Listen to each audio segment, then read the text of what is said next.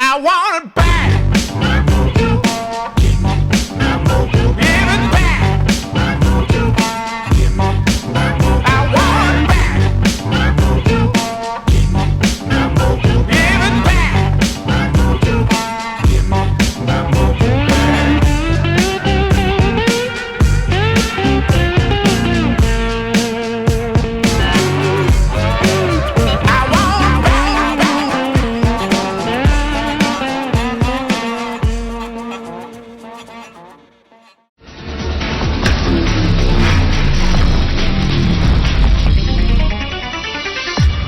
Welcome to a special edition of Justice. I'm Judge Janine Pirro. Tonight, an hour-long investigation into the dangers facing the U.S. power grid. What would it take to bring it down? And if our system did break down, how would you survive? And what would it be like in the dark? I'm in Lower Manhattan right now, standing in front of a power station, a typical power station. But last month I went to a meeting just a few blocks from here in the freezing cold. But when I came out of that meeting, I was frozen. Not from bitter temperatures, but from fear. I learned things that no one is talking about. Things that can change my life, your life, and the lives of everyone you know forever. I started thinking about how fragile life is and how ill-prepared we are for this. Tonight, in an exclusive justice investigation, the vulnerability of America's power system, the United States electric grid. Are we ready for a terror attack? And what would we do if the lights went out? Now, tonight is about a series of forces and individuals who, instead of doing the right thing for you and me, are playing politics and gambling with your safety and our way of life. Now, who of us could ever envision 9/11 happening? But the difference between 9/11 and what I'm about to tell you is that we know that this can happen. The question is not will it happen, but when will it happen? And the consequences would be a million times worse than 9/11.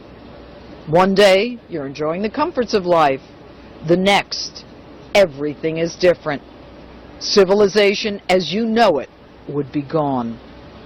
An electromagnetic pulse would destroy all electronics and the transformers that power everything, anything, with an on-off switch. Your hot water heater, your refrigerator, your dialysis machine. Hospitals are closed. Grocery shelves are empty. Most of the food you have at home is spoiled. And forget about your bank accounts. It doesn't matter. What you have in your pocket is all you can access. I imagine myself waking up to total darkness, nothing in my home working, food spoiled, water not running. I rummage through whatever last cans of food I can find. I'm alone because my kids and loved ones have no way to get to me. And I'm afraid to leave because it's too dangerous. People are desperate. They're hungry. Our civilization thrown back to the Dark Ages. I'm scared and helpless, and I don't know how I can survive. If there were to be such a catastrophic failure, our death toll would be staggering. A blue ribbon commission predicting mass fatalities, horrific loss of life, some even saying 9 out of 10 Americans would die. This is not science fiction. It's real. And tonight we'll tell you about the ways that it could happen. A solar flare, an electromagnetic pulse, a nuclear device, a cyber attack, or a simple physical assault, all of which would break down our society as we know it. You know, in this complicated world that we live in, many wish us destruction. But it is he who has the capacity, ability, and inclination to act on that ill will against America. It is he against whom we must be ever vigilant. Now, scientists tell us that an EMP created by a nuclear weapon at high altitude is the most efficient way to take out America's electric grid, telecommunication networks, and all critical infrastructures. As I stand here now, North Korea has a satellite the size and weight of a small nuclear weapon, orbiting at an altitude conducive to an EMP attack, and it approaches our country from the south, a direction which lacks early warning or missile defenses. The threat could also be from the sea. Fact, 6 months ago, 2 full-up nuclear-capable missiles on their launchers were discovered in Panama on a North Korean flagged vessel hidden under sugar bags. Reports are that our grid has already been penetrated by our enemies, leaving behind software programs that can compromise it. Now, there are other ways to take down our grid. A simple, direct, physical attack, like an assault on a local substation. Fact, 10 months ago, unknown attackers attempted to blow up a San Jose transformer substation in a military-style raid. No one has been apprehended. The FBI and local police call it vandalism, as if Billy, Bob, and Bubba, after a few beers and a night out, get their hands on AK-47s and surgically knock out 17 transformers, 16 circuit breakers, after cutting underground fiber optic cables and outsmarting security cameras and motion sensors. These terrorists are still out there. And less than a week later, in a shockingly similar attack in Tennessee, a suspect on a boat fired shots at a nuclear power plant and then engaged with police. A trespasser, you might say? Someone armed from the water willing to engage in a shootout with law enforcement is certainly not Bubba with a few beers in him. And even if no one attacks our grid, the sun will.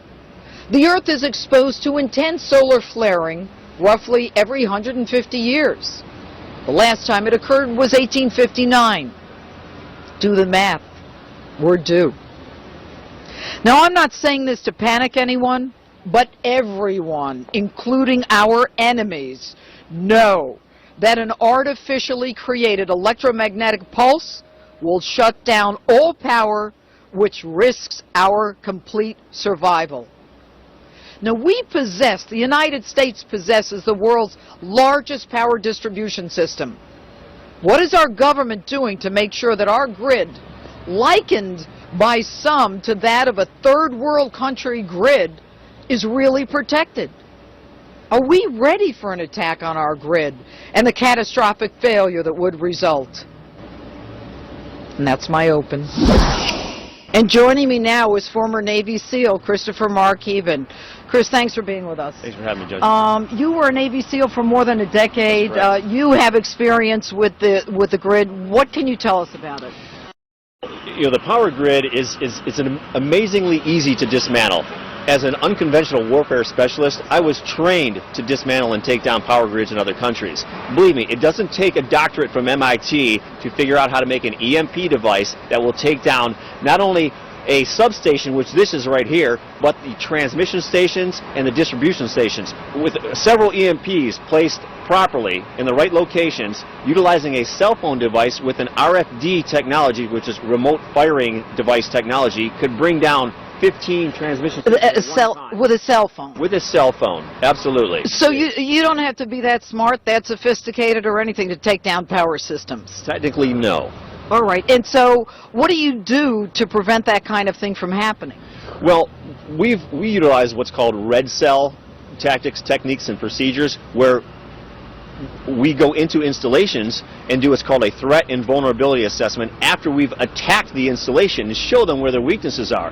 I've done that as a SEAL. I've done that as a civilian with my own business. Now, what oftentimes happens, unfortunately, is the powers that be don't take the recommendations that you give them seriously for whatever reason. And what we're seeing now is, you know, we have what's called the Federal Energy, the FERC. It's a regulatory commission for energy, and it's made up of guys who are desk jockeys, former FBI agents that have never been downrange. They're not trained in unconventional warfare. they took a class for 2 days or 3 days, and now they're putting them in charge of this energy commission. That's ridiculous. Well, you know, you say when you do a report assessing the vulnerabilities of these particular substations or transmission centers, I mean, what happens to those reports? They sit on a desk, they get looked at, they get tossed around, they say, wow, these recommendations are too costly, or we're just point out we're not going to do them because they're going to affect our bottom line. And that's usually what happens. You know, there's cameras everywhere, but a camera without a person behind it is a dead camera. And you can't take someone who worked at Walmart yesterday and looked at a camera and then put them on a commission and say now they're a security expert. That's just basically what we're seeing when they put an FBI non-field agent in charge of these programs. This operation that took place in San Jose was 1 or 2 guys probably did it. Right, right, and of course that's the one with the AK-47s, and they shot for 20 minutes. They took out the whole substation almost. As a SEAL, those were some techniques that I would have utilized in order to make that happen. And what no one's talking about is this affected Silicon Valley directly. And what's in Silicon Valley? Yahoo, Google, Facebook, PayPal, things that every American uses on a daily basis. All right, and so what do you think their goal was? I'm thinking, you know, 2 things. Everyone says this was a test. It could have been a test, but I'm also thinking maybe there's some things that they've already instituted or implemented as a result of that attack. You've been a Navy SEAL. I mean, you've been in harm's way. You know the dangers to us and to Americans. What do you think it's going to take to get people to focus on this? Judge, you know, that's a very good question. As Americans, we've traditionally had knee-jerk reactions to everything. I mean, 9/11, we were proactive for a little bit, but now we're taking, you know, we're not taking any proactive approaches. As Americans, we're in trouble right now. I think there's things that are in play right now in our country that we're not aware of. If our power grids go down, I suggest, you know, everyone stock up on batteries, baby wipes, and biscuits, because it's going to be a series of very long nights and months. Right now, we know that there are surface-to-air missiles that were identified in Panama with a North Korean flag on the vessel. They were hidden under sugar bags. I mean, what does that trigger in your mind? Well, that just tells me that there are many forces that are complicit with attacks on the U.S. from the inside out. I mean, Pakistan has an atomic bomb. China does very much, either does North Korea. It's not hard to fathom that these countries are getting together and plotting and planning, you know, the destruction of our country from within. Our borders are very porous right now. That's another point of contention. We've got problems, Judge. We really do. All right. Christopher Markeben, thanks so much for being with us. Thanks for having me, Judge. All right, my pleasure. And coming up is former CIA Director James Woolsey, as well as the former Secretary of Energy. Stay with us.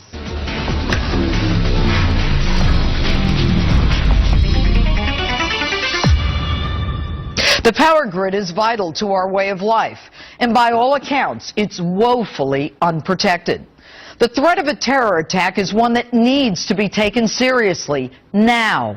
So says my next guest, former United States Ambassador and former Director of the CIA, James Woolsey. Ambassador, thanks for being with us. And the CIA. You know firsthand how many enemies we have out there. What do you think is the biggest threat to our grid? They could launch a satellite with a simple nuclear weapon in it. Best if they launch it around the southern pole because we don't have any defenses and very little warning down there. And while it's in orbit, just detonate it. And this could be a very simple nuclear weapon, similar to what we dropped on Hiroshima and Nagasaki. It doesn't have to be sophisticated at all. Doesn't need any accuracy. You're not trying to hit anything on the ground. You're just detonating a nuclear weapon up 30 miles or so in space. That would take out the grid for probably a quarter to a third of the United States, and if you detonated it up at a couple of 100 miles, it would take out the grid for most of the United States. And why don't we have the defenses in the southern part, and I talked about this in the open, in the southern part of our nation, so that a satellite could come in and could be detonated? I mean, it doesn't have to even be specific. Why are there no missile defenses down there? I guess I would say, if I were being flippant, that we've turned over defending the country's electric grid to people with the overall focus of ostriches. Nobody really wants to do anything on this in the federal government except stick their heads in the sand. And Ambassador, do you think that the power plants across the country have the protection that they need? No, absolutely not. Nuclear power plants, particularly if hit by an electromagnetic pulse, would melt down before too long, and you'd have disasters emanating from the nuclear power plants as well as from a lot of other sources. If you take out, by taking down the grid, if you take out the electrical system, everything else goes down too. We have 18 critical infrastructures in the country, and 17 of them depend on electricity. So you lose your communication system, you lose transportation, you lose your bank teller system for getting money. Nothing works. And you were the head of the CIA. Our Yes. enemies know all this, correct? I'm afraid they do. The Russians have told us that they, back in the early 90s, told the North Koreans a great deal about how to use an electromagnetic pulse detonation. The Iranians and the North Koreans have both orbited satellites to the south, and the North Koreans have tested several simple nuclear weapons. Iranians haven't yet, but probably will before too many months go. So we have at least two very bad states tied very closely to terrorist groups and the rest that could be ideologically crazy enough to try something like this. And you know, you don't need a satellite.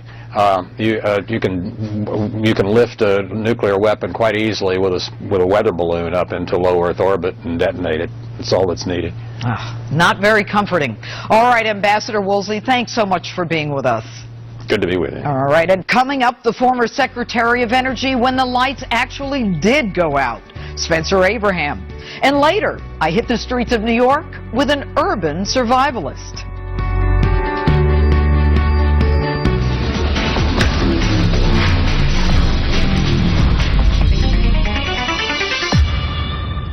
We take for granted when we flip a switch, the lights go on. Or when we turn a key, the car starts. But it seems the United States is not taking steps to reduce our vulnerability.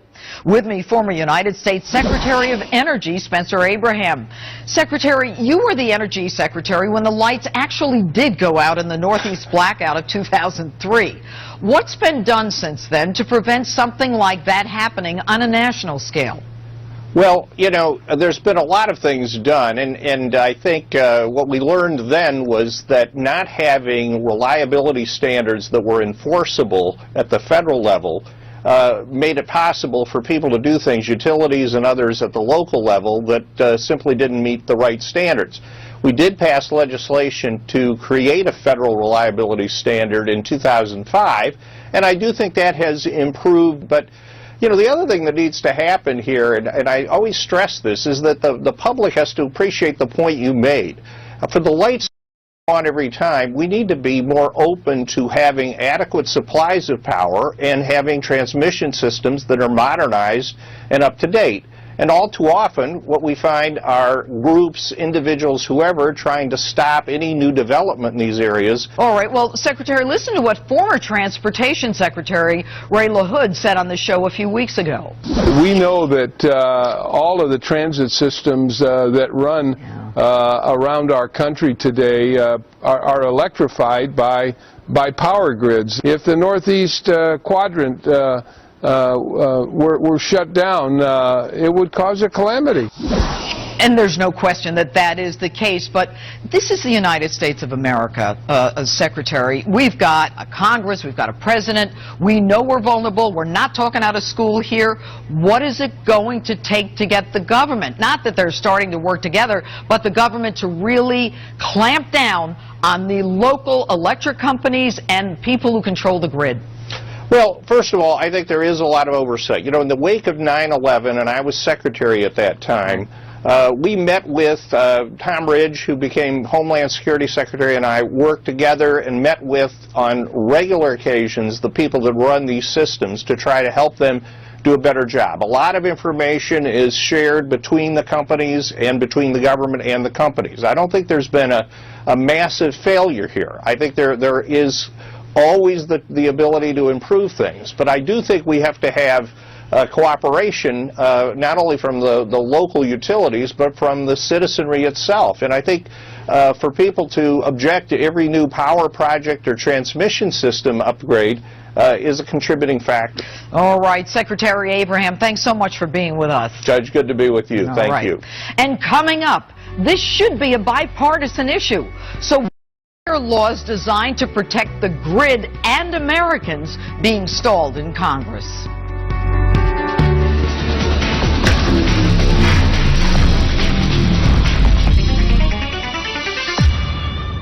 An attack on a California power plant last April got almost no press until my next guest brought it to the front pages. Rebecca Smith from the Wall Street Journal joins me now from San Francisco. Rebecca, you were all over this, and, you know, it's 10 months later with little or no press other than yours and virtually nothing done in terms of an arrest. Why do you think this went so unreported until now? I think because the people who had knowledge of what happened, for the most part, didn't want us to know. And that is to say the utility that was afraid of copycat attacks and the FBI and other law enforcement that hadn't been able to crack the case. Well, you know, when you say copycat attacks, I mean, isn't it important for the FBI and the local power companies to recognize the vulnerability and then kind of use this as a reason to protect our grid? I mean, it's nice to say we don't want a copycat, but it's not like the rest of the world doesn't know this. Absolutely. In fact, I would say you don't want a copycat, but in fact the cat is out of the bag. We had the attack.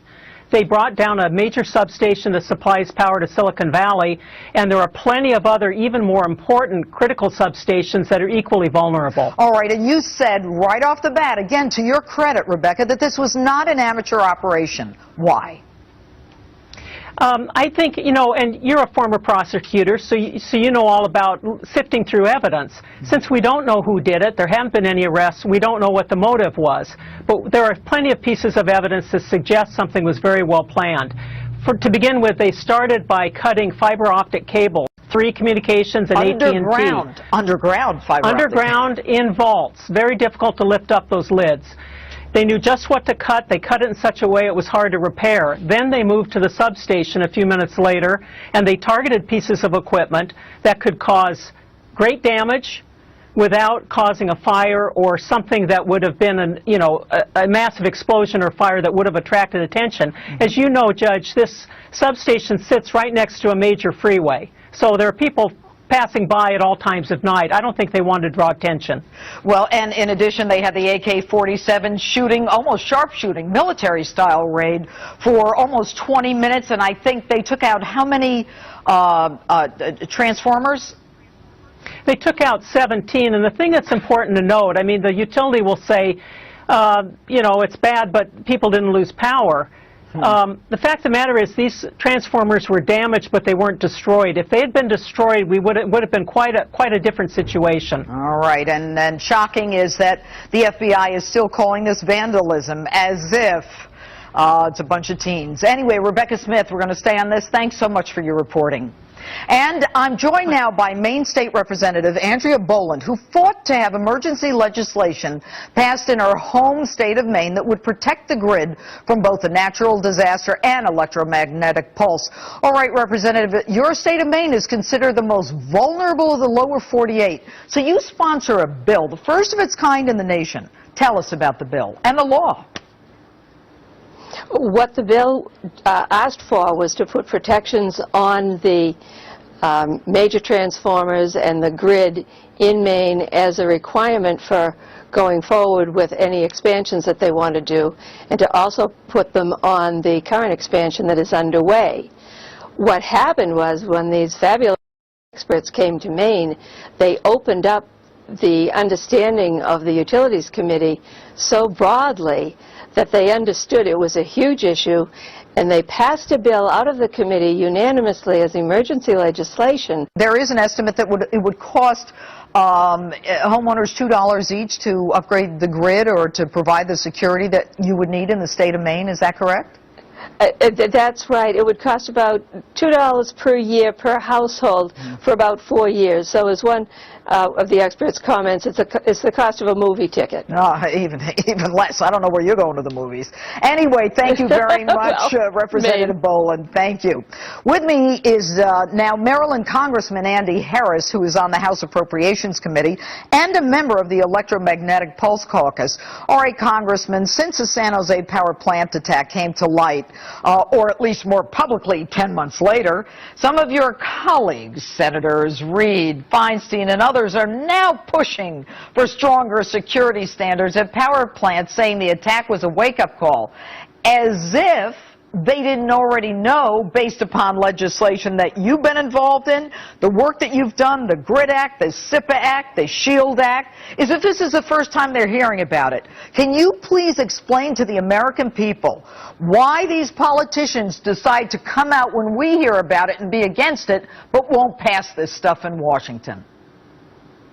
Well, Judge, I don't know. We really have to get on this and get on it as soon as possible. We have the SHIELD Act before the House now. It's already been filed. We can easily amend that act to include terrorist attacks or physical attacks like this attack and protect our grid. All right, and when you talk about the SHIELD Act, I mean, you're talking about it's H.R. Bill 2417? Yeah, it's the act that would protect against the magnetic pulse, but what the attack in California showed us is that there are other hazards as well, especially a physical attack, which could be a terrorist-style attack, which it appears to be. That's what happened in California. Well, and comically, not even ironically, comically, the FBI and the local police are calling it vandalism, as if a bunch of kids decided to have a few beers, get a few AK-47s, and start sharpshooting after cutting some underground cables and getting into a structure to do that, a protected structure, and avoiding the cameras and avoiding the monitors. But let's get to the core issue. Is this about money, or is it about who would take credit to protect the American people?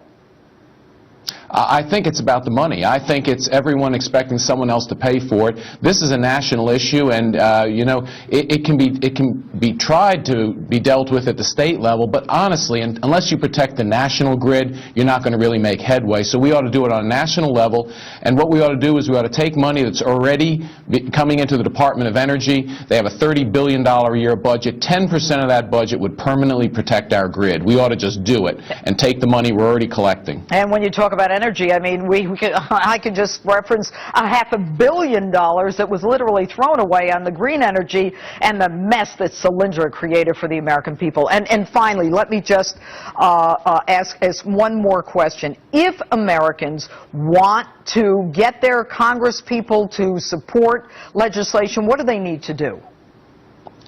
They need to call their congressman, call their senator today, tomorrow, right now, and say, look, we need protection. Our electrical grid needs protection. Please pass the SHIELD Act and include measures in it that would protect against California-style attacks. It's simple to be done. We should do it quickly and just move on. Take care of it and move on. Congressman, the GRID Act passed the House and then went to the Senate. What happened to it in the Senate? They couldn't agree on the cybersecurity part of the bill. That bill addressed both EMP, physical attack, and cybersecurity. So it died. And got hung up because they couldn't agree on it. It died, right? It died, and we're left without protection. Congressman, do you find it frustrating that after the San Jose attack comes to light, we've got all of these senators, and remember, the Democrats, you know, are in charge in the Senate. They're now concerned about the dangers having to do with the grid when they wouldn't let this thing out of committee in the Senate. They wouldn't vote it out, and they wouldn't work with the other side of the aisle to get a bill that people could agree on. It's very frustrating because we have the answers. This is not complicated, Judge. We know exactly how to protect these substations. We just got to do it. We just have to make up our mind and do it. All right, Representative Andy Harris, thanks so much for being with us. And coming up, the exclusive justice investigation into the danger facing our power grid continues.